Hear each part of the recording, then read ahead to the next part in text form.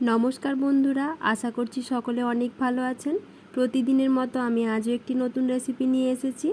আমি আজকে যে রেসিপিটা আপনাদের সঙ্গে শেয়ার করব সেটা আপনারা বিকেলে জলখাবারে বা বাড়িতে কোনো গেস্ট এলে তাকে স্ন্যাক্স হিসেবেও সার্ভ করতে পারেন। ওয়েলকাম ব্যাক টু সwadbahar। সwadbaharের পক্ষ থেকে আপনাদের সকলকে জানাই অনেক স্বাগত। আমি আজ বানাবো একদম দোকানের মতো মুচমুচে সিঙ্গারা। তার জন্য আমি পুরটা প্রথমে তৈরি করে নিচ্ছি। পুরটা তৈরি করে নেবার জন্য আমি প্রথমে একটি কড়াইয়ে অল্প পরিমাণ সাদা তেল দিয়ে দিয়েছি। তার সাথে দিয়েছি ফোড়নে গোটা জিরে, আর দিয়েছি অল্প একটু আদা রসুন কুচি, আর বেশি করে একটু পেঁয়াজ কুচি। এগুলো সমস্ত কিছুই আগে ভেজে নেব।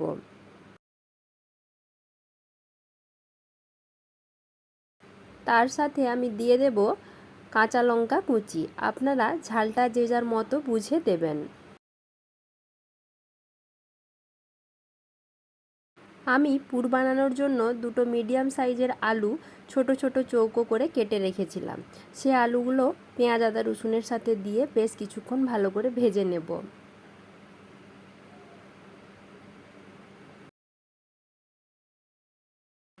আলুগুলো কিছুক্ষণ নেড়ে চেড়ে নেবার পর আমি আলুগুলোর সাথে দিয়ে দিচ্ছি পরিমাণ মতো লবণ, আর দিচ্ছি হলুদের গুঁড়ো, জিরের গুঁড়ো ও অল্প একটু লঙ্কার গুঁড়ো।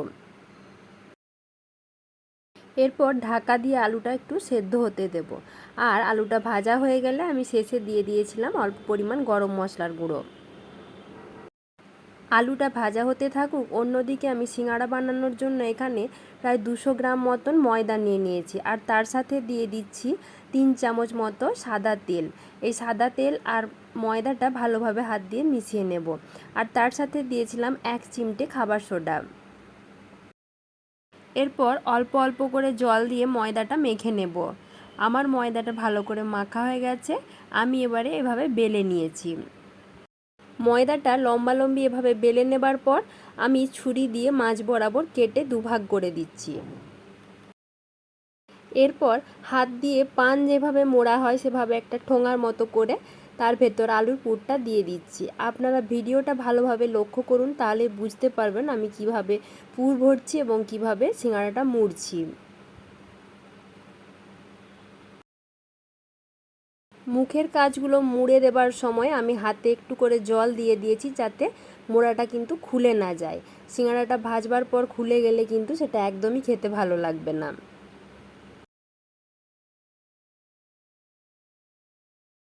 আমি চারপাশে অল্প অল্প করে একটু হাতে জল নিয়ে বুলিয়ে দিচ্ছি, যাতে মুড়বার সময় যেমন খুলে না যায়। এই সেম প্রসেসে আমি সমস্ত সিঙ্গারাগুলি প্রথমে মুড়ে নিচ্ছি, তারপর আমি তেলে ভেজে দেখাবো। এই সিঙ্গারা কিন্তু আমরা বিকেলে চায়ের সাথে স্ন্যাক্স হিসেবে বা বাড়িতে কোনো অতিথি এলেও তাকে মিষ্টির সাথেও সার্ভ করে থাকি। আর মুড়ির সাথে হলে তো কোনো কথাই হবে না।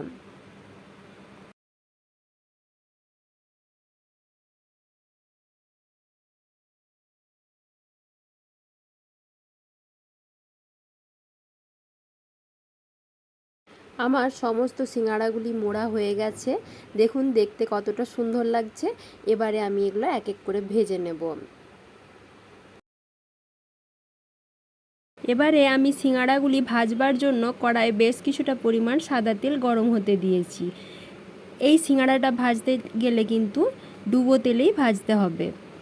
এবার তেল ভালোভাবে গরম হয়ে গেলে আমি একটা একটা করে সিঙ্গারা তেলের উপরে দিয়ে দিচ্ছি। সিঙ্গারাগুলি ভাজবার সময় কিন্তু গ্যাসের ফ্লেমটা অবশ্যই মিডিয়ামে রাখতে হবে, তা না হলে সিঙ্গারার ওপরের দিকটা ভাজা হয়ে যাবে, ভেতরটা কিন্তু কাঁচা থেকে যাবে। বন্ধুরা, আমার আজকে দোকানের মতো মুচমুচে সিঙ্গারার রেসিপি কেমন লাগলো তা কিন্তু আপনারা কমেন্টের মাধ্যমে জানাতে একদমই ভুলবেন না। আর ভালো লাগলে একটা লাইক করবেন এবং বন্ধুদের মাঝে অনেক বেশি করে শেয়ার করবেন। আর প্রতিদিন এরকম নিত্য নতুন রেসিপির আপডেট পেতে আমার চ্যানেলটি এক্ষুনি সাবস্ক্রাইব করবার অনুরোধ রইল। আজকের মতো এই পর্যন্তই। আবার দেখা হবে নতুন কোনো রেসিপি নিয়ে। ধন্যবাদ।